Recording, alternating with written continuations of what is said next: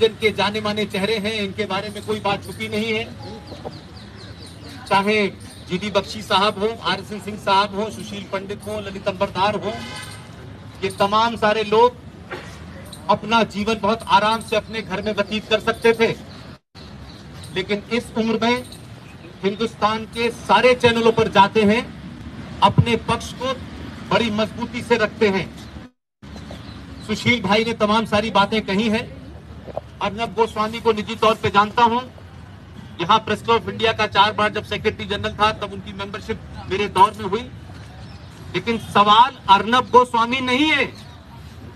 अगर इसको larger context में देखें कि ऐसा क्या हुआ है 2014 के बाद से कि इस देश के अंदर हर छोटी बड़ा झगड़ा जो है वो देश को तोड़ने वाली ताकतों के हाथ में और देश को जोड़ने वाली ताकतों के बीच में है। ये पिछले 100 साल से एक नैरेटिव इस देश में चल रहा था।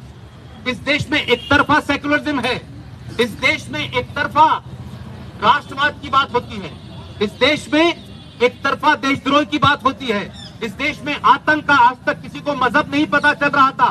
आज सवाल यह है कि वो ताकतें इसलिए परेशान हैं कि बहुत सारे लोग बिना किसी लालच के, बिना किसी स्वार्थ के इस देश में जगह जगह हजारों हजारों चैनल सोशल मीडिया पे चल रहे हैं और उन बातों का जवाब दे रहे हैं। तो यहां ये चलता था कि Islam is a religion of peace, लेकिन Islam is a religion of peace इसका फ्रांस को भी पता चल गया, वेना को भी पता चल गया, अमेरिका को भी पता चल गया और भारत के लोगों को पहली बार इसका मजहब पता चला कि आतंकवाद का मजहब क्या है। अर्नब गोस्वामी इस पूरे नैरेटिव जो 70 साल से चल रहा था कि अखलाक की हत्या की खबर इंग्लैंड भी जाती थी, यूएनओ भी जाती थी और बिहार के चुनाव में मुद्दा भी बनती थी, लेकिन राहुल राजपूत, अंकित सक्सेना, निकिता की खबर नहीं बनती थी। तो सवाल यह है कि एक आदमी ने पत्रकारिता में एक लंबा जीवन जिया और इस देश की एक बहुत बड़ी कंपनी को जो इस देश में नैरेटिव सेट करती है, वो अखबार भी निकालते हैं, फिल्मी मैगजीन भी निकालते हैं, बिजनेस भी करते हैं, उसको छोड़ करके अपनी ताकत पे एक चैनल खड़ा किया। अर्नब गोस्वामी ने हजारों साल पुरानी सोई हुई उस सभ्यता को, जिस सभ्यता के बारे में बात करना इस देश में इनटॉलरेंस कहलाता था, आज सनातन की बात, आज राष्ट्रवाद की बात जब भी कोई चैनल करेगा, ये देश की जो छुपी हुई ताकतें थी, जो 70 साल से सेकुलरिज्म की चादर ओढ़ करके एक तरफा नैरेटिव बना रही थी, आज वो बेनकाब हो रहे हैं। ये तकलीफ इस बात की। सवाल सबसे बड़ा ये है कि आज ये बौखलाहट क्यों है? क्या इस देश के अंदर कोई कत्ल गारत हो गई? क्या 1984 हो गया? क्या 1980 हो गया? क्या वजह है कि लोग परेशान हैं? परेशान ये है कि जिन लोगों ने एक तरफा इस देश में सत्ता और व्यवस्था के साथ मिलकर के बड़े बड़े पदों पे बैठे हैं, बड़े बड़ी मलाई खाई है, मंत्री बनवाते थे, मकान दिलवाते थे, आज वो ताकतें कमजोर हुई हैं। और जो लोग ये कहते थे कि दुनिया की कोई ताकत भारत राज्य के ऊपर बना हुआ 2 नेशन थ्योरी का एक राज्य जम्मू कश्मीर, जिस राज्य के संविधान में भारत के किसी भी आदमी को बसने का अधिकार नहीं था, वहां ऐसी धाराएं थी, न भारत का संविधान जा सकता था, न भारत की पार्लियामेंट जा सकती थी।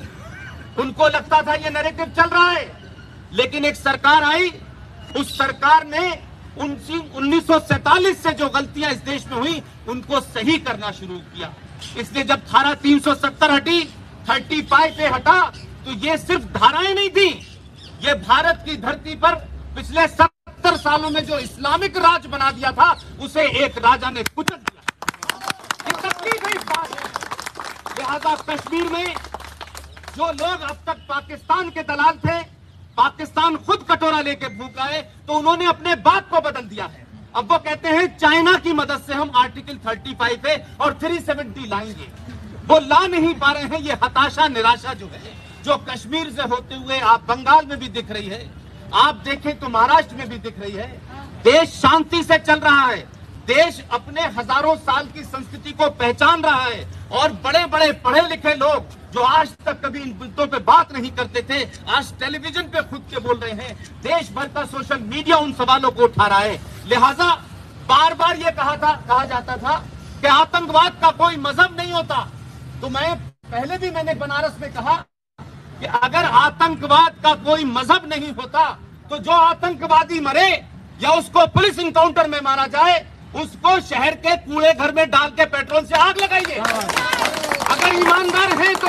और जो ये कहते हैं कि आतंक का मजहब नहीं होता, जब आप उसे कूड़ा घर में डाला के आग लगा देंगे तो फिर उसका मजहब पता नहीं चलेगा। लेकिन सवाल यह है कि जो आतंकवादी मजहब के नाम पे, किताब के नाम पे कत्लो गारत कर रहे हैं, वो जिंदा रहते हैं तो कहते हैं उसका मजहब पता नहीं है, लेकिन मरने के बाद उसके जनाजे में 5-5 लोग जाते हैं, मरने के बाद उसका मजहब पता चल जाता है। लिहाजा जीते जी पता चल गया, सरकार को पता चल गया, अर्नब गोस्वामी को पता चल गया, तो फ्रांस को भी समझ में आ गया, वियना को भी समझ में आ गया, कश्मीर में भी समझ में आ गया। तो चिंता ये है कि इन मुद्दों पे जो चादर पड़ी हुई थी, जिस तरीके से कहा गया ये देश इंटॉलरेंट हो रहा है, ये इंटॉलरेंट नहीं हो रहा, ये देश इंटॉलरेंट नहीं हो रहा, वो इंटॉलरेंट हो रहे हैं जो अब तक हमारे साथ इंटॉलरेंट थे, इसलिए समस्या उनकी हो रही है। लिहाजा ये जो भी कुछ हुआ है आज, अर्नब गोस्वामी एक सिंबल है भारतीय मीडिया के अंदर।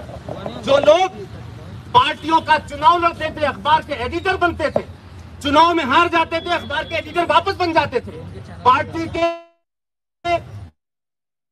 प्रवक्ता बनते हैं, लौट के पत्रकार हो जाते हैं। अर्नब गोस्वामी की 25 साल की पत्रकारिता में मैंने कभी उनको किसी पार्टी के दरवाजे जाते नहीं देखा। इस 25 साल की पत्रकारिता में दिल्ली से लेके मुंबई तक कई मैंने एडिटरों को पार्टी के ऑफिस में राज्यसभा की टिकट के लिए लाइन लगा के खड़े हुए देखा है। आज वो लोग नहीं बोल सकते, उनके पैर बंधे हुए हैं। वो अर्नब के साथ खड़े होने का न उनमें मॉरल अधिकार है, न वो ताकतकार बनाया गया है। उस शिकार के आप 35A का विरोध करेंगे, आर्टिकल 37 का विरोध करेंगे, राम मंदिर का फैसला मंदिर पे आएगा और उस जुडिशरी के बाद उस पे कोई एक्शन होगा। आप बालाकोट को सपोर्ट करेंगे, आप उरी को सपोर्ट करेंगे। ऐसी तमाम ताकतों के खिलाफ जो भी सिंबल बनेगा उसके साथ ये बर्ताव इसलिए किया जा रहा है कि देश भर में जो जन जागरण हो रहा है, जो तमाम सारे लोग हमारे कर रहे हैं, सड़क सड़क, चौराहे चौराहे, ललित अंबरदार, जहां भी टेलीविजन वाले मिलते हैं, अपनी बात को बिना लाग लपेट के कहते हैं। ये ताकतें डर जाएं और ये ताकतें बाहर ना निकलें। आज का धरना या आज का यहाँ मौजूद होना इस बात को बताता है कि हमारा किसी राजनीतिक दल से कोई लेना देना नहीं है, हम किसी विचारधारा के नहीं हैं। हमारी विचारधारा में अगर कोई है, कोई था और कोई रहेगा तो सिर्फ भारत राष्ट्र है, उसके अलावा कुछ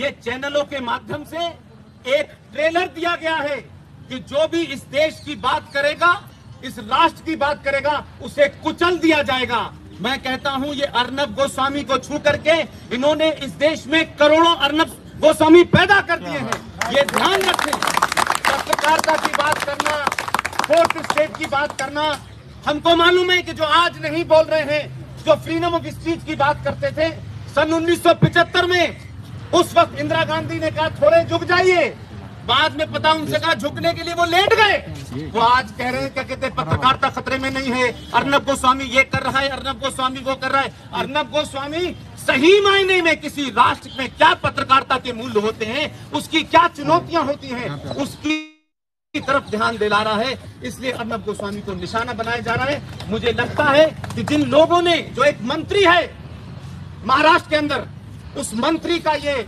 स्टिंग ऑपरेशन में आया था जो रिपब्लिक की टीम ने किया था, और अर्नब गोस्वामी से पहले उन्होंने अपने मंसूबों को साफ कर दिया था। एक अनुज नाम का उनका जर्नलिस्ट है, हमारा साथी है, यंग है, पहले उसको 4 दिन रखा इसलिए कि वो उद्धव ठाकरे के फार्म हाउस के बाहर घूम रहा था, तो उनको लगा पता नहीं कौन सी जासूसी कर रहा था।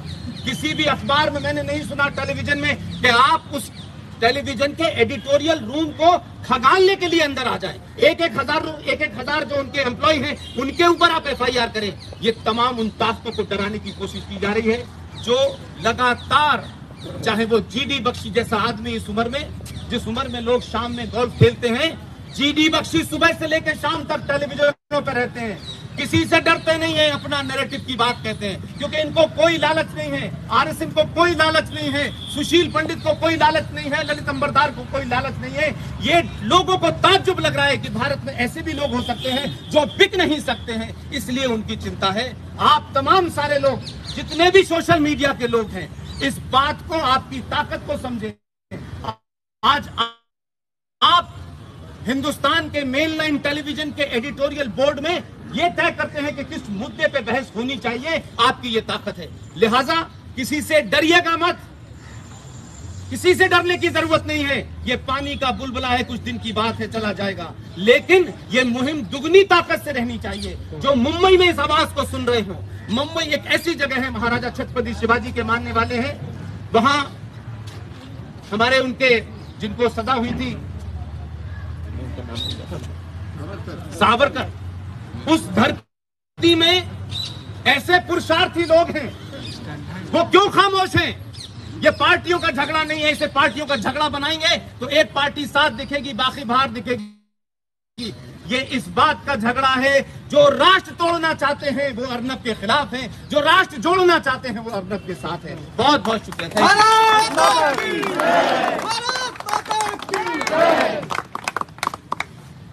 बहुत बहुत धन्यवाद पुष्पेंद्र भाई। आज समझ आ रहा है कि अर्नब को इस तरह क्यों घसीटा गया, क्यों गिरफ्तार किया गया। ये उससे बदला लिया जा रहा है, उससे बदला लिया जा रहा है पालघर के साधुओं के साथ खड़े होने का। उसी ने सवाल उठाए थे कि जानवरों को भी जिस तरह इतनी बेदर्दी से नहीं ट्रीट किया जाता, उस बेदर्दी के साथ उन निहत्थे बूढ़े साधुओं को पुलिस की देखरेख में मारा गया, लाठियों से पीट पीट कर मारा गया।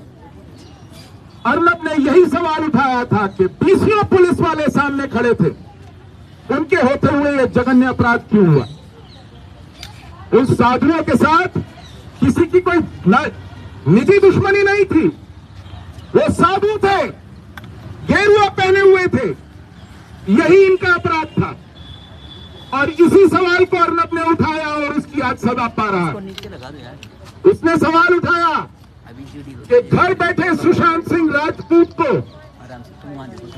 एक आत्महत्या का केस बनाकर रफा दफा करने वाली पुलिस जवाबदेह है।